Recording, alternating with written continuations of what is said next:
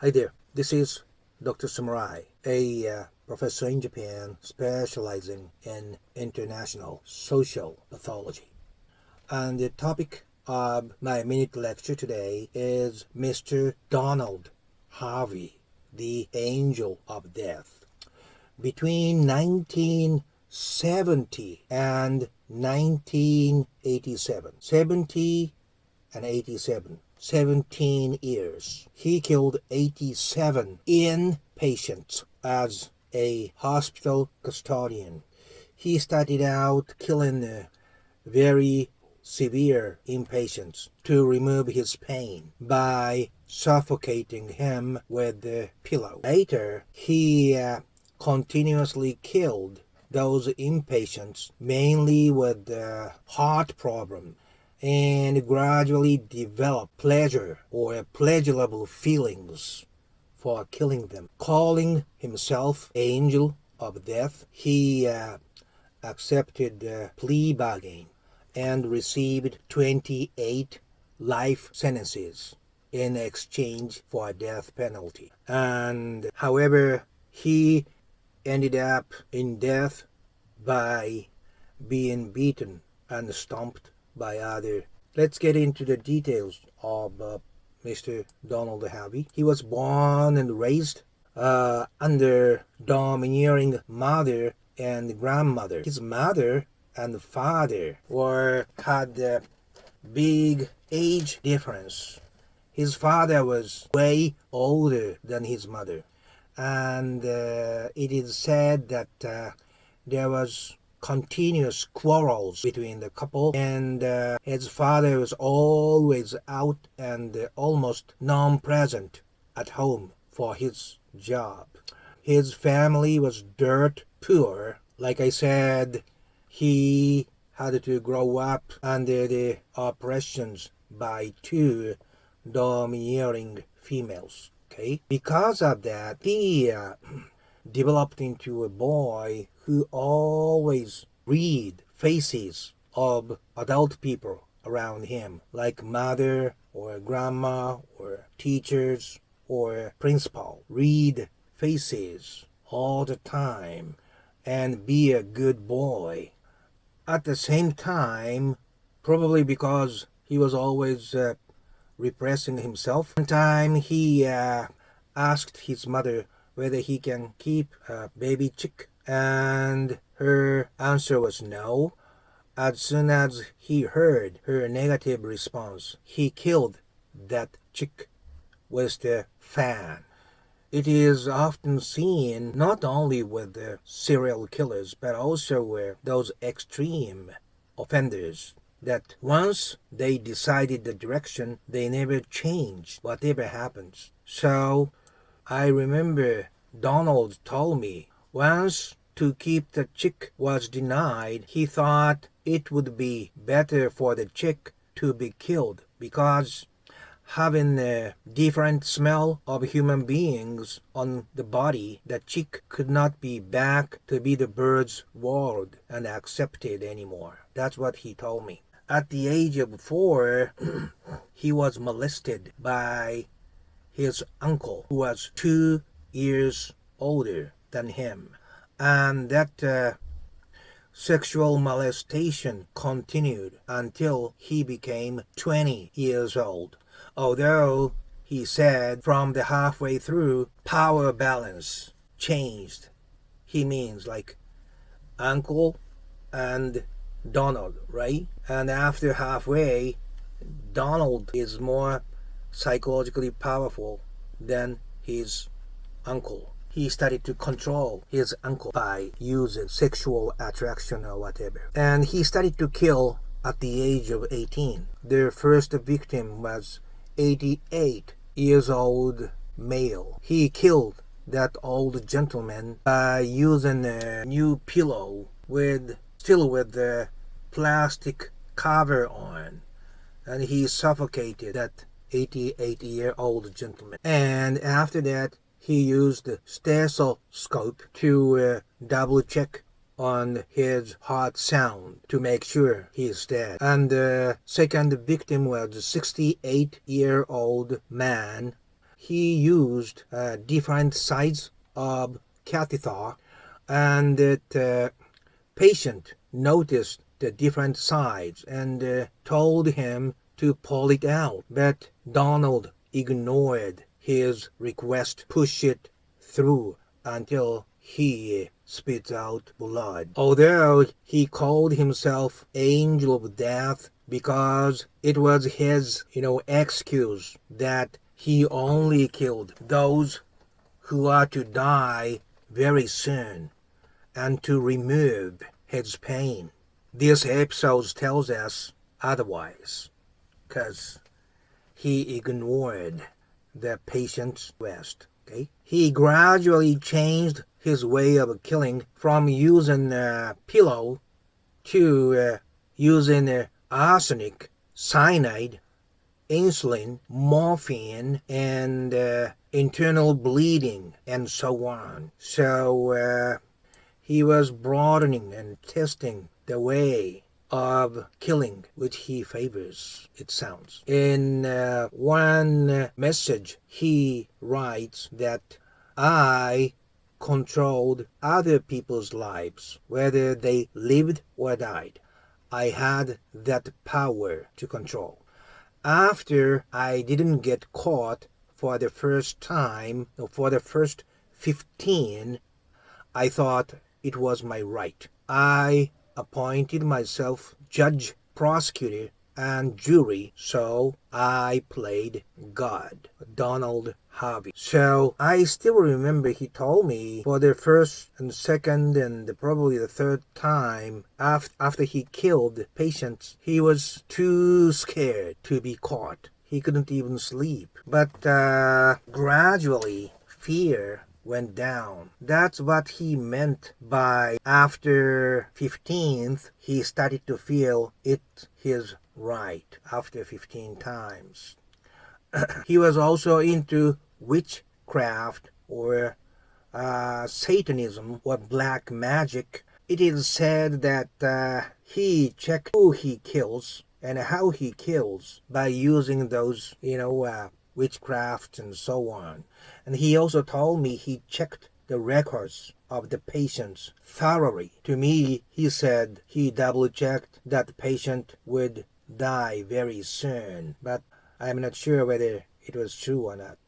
But these tendencies to get hooked with the witchcraft and Satanism or religious fundamentalism or radical white philosophies and so on can be seen not only with the serial killers but also with the mass murderers. You know why? Because to kill a person for the first time is such a high hurdle. So some people need some mental backups to justify what he does is right. This makes sense, right? They need something that says it's okay. It is not the wrong thing for you to kill other people. He already had that desire, but that was not enough to cross the line. So he used some external spiritual support to cross the line. That was the Satanism and so on. And this can be seen both mass murderers and serial killers. And from now on, I would like to enter into Mr. Donald Harvey that I know. When I went to see Mr. Donald, it was in the middle of a very cold winter. I think his prison was in a rural area in Ohio State. I still remember, I don't know what to call them, but it was not snowing, but on the surface of the road, there was this powder, like a tiny, teeny pieces of ice were kind of flowing by the push of the wind. I have never seen such a scene, and it was very impressive, and it was very cold. It was very cold day, so I just kept the heaters on even when I sleep. The very next day, I went to see Donald's I was surprised again to know the entrance and visitation room was so close. Of course, there's this metal detectors and counter desk and so on. But this is the entrance, right? In 3 meters, there's door, and you make left and going another 3 meters or so, there's a door, and that's the door into visiting room. So it was so close to the entrance. That means there was very few cases of prison break at the prison, I think. The visiting room was surprisingly small, only 4 tables. Each table had 4 chairs, so 16 in maximum, and I was surprised how close I was to the next person. It was like a very small cafeteria or tea room in Japan. I was waiting, and in 15 minutes or so, the door opened, and there came at the time, kind of a thin person came in with colored tinted glasses, and that was the Donald. I had a difficult time to understand communicating with him, I remember, because he had this strong local accent, and we talked, and gradually I get used to his accent, and I wanted to ask him something that I couldn't in letters, but like I said, I was so close to the next visitor, so I cannot ask about murders and things like that they can easily overhear. I still remember though, Donald told me, "You are my lucky star, you know that? After your visit was okayed, I received a call from my mother, and they're gonna come visit me the very next weeks. I thought you were on bad terms with your mother." "Yeah, but that's an old story.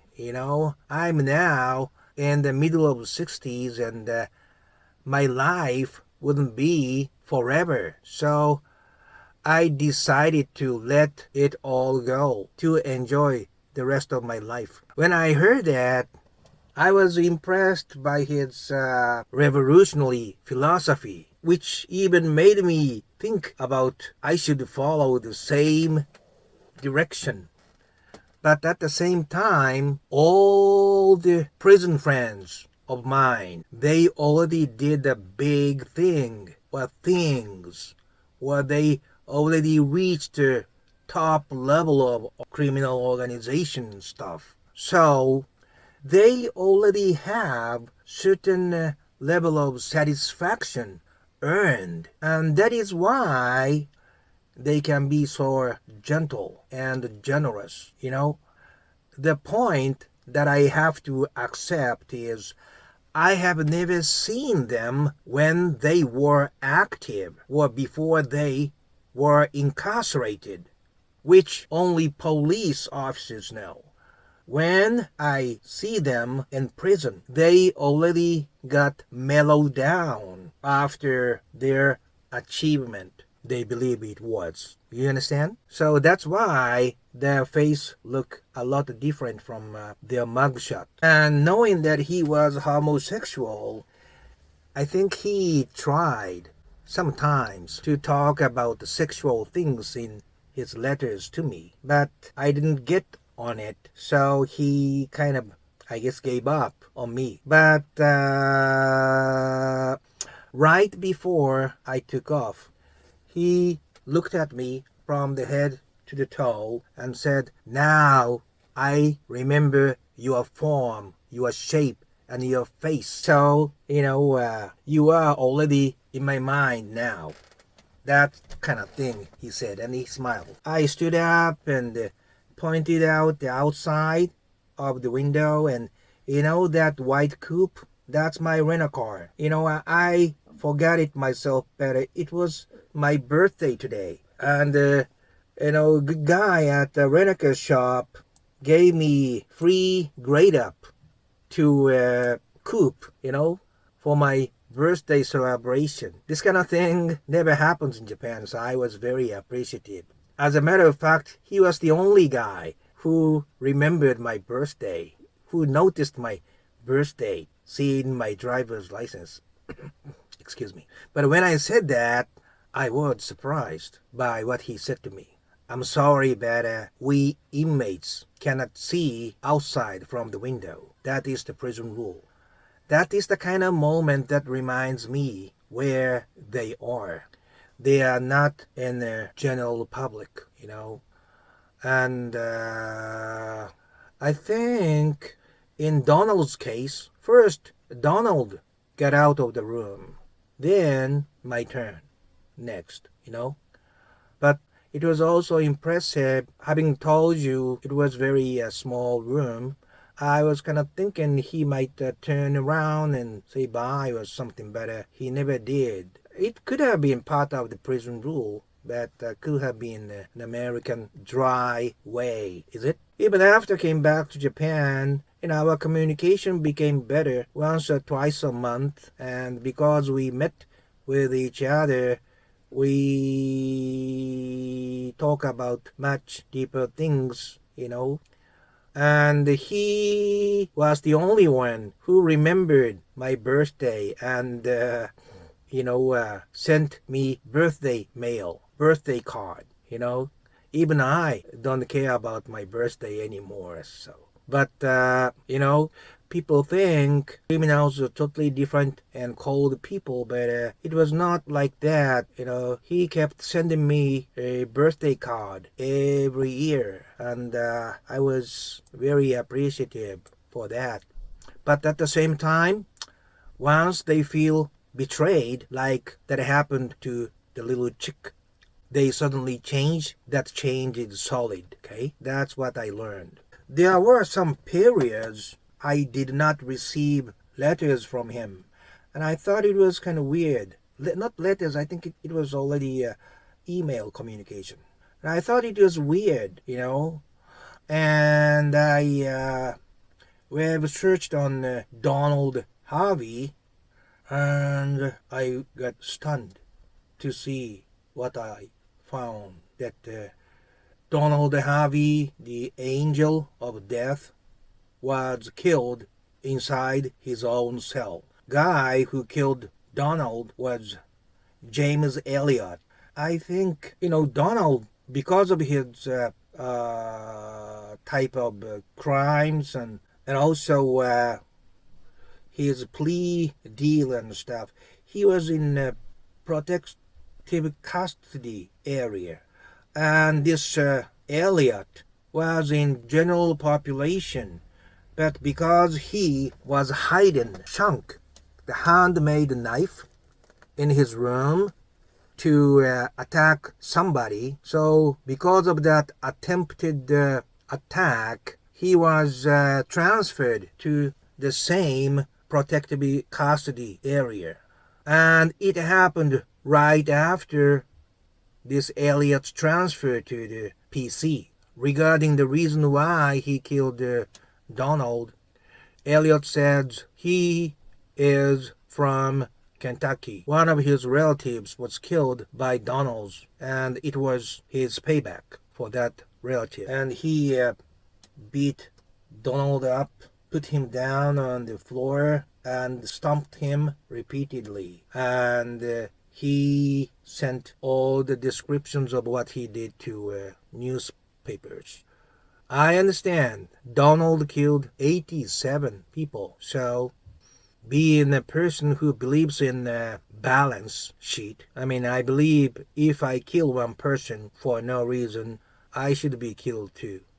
So it can be said that Donald's murder was part of the natural providence. However, putting aside that terrible side of past Donald, to be very honest with you, years of communication made me feel honestly sad for him to have been killed. Because I knew as a prisoner he was a peaceful person, not the muscle type. And that's my understanding that this Elliot guy, having heard he was transferred because he hid Shank in his room, he wanted to kill somebody anyway, and it didn't matter who it was, I think, although he said it's a payback to his parent, to his relative. It was a shocking incident to me, but I am hoping that he lost his consciousness as soon as possible so that he didn't feel those beating and stomping after halfway, I know it is not the feeling that is allowed generally, but I could not help feeling that way. It's not like killers, 100% killers. Killers are like only they have this limited part that is obsessed with killing, but the rest is like normal human beings. Only one area of his mind is obsessed with killing. That is the serial killers that I know. So, but that is the end of my episode on Mr. Dong Harvey. Thank you very much for listening to the end, and I hope some part of what I told you was kind of some, something that is informative to you. Okay, thank you very much, and up until next time, have a wonderful time.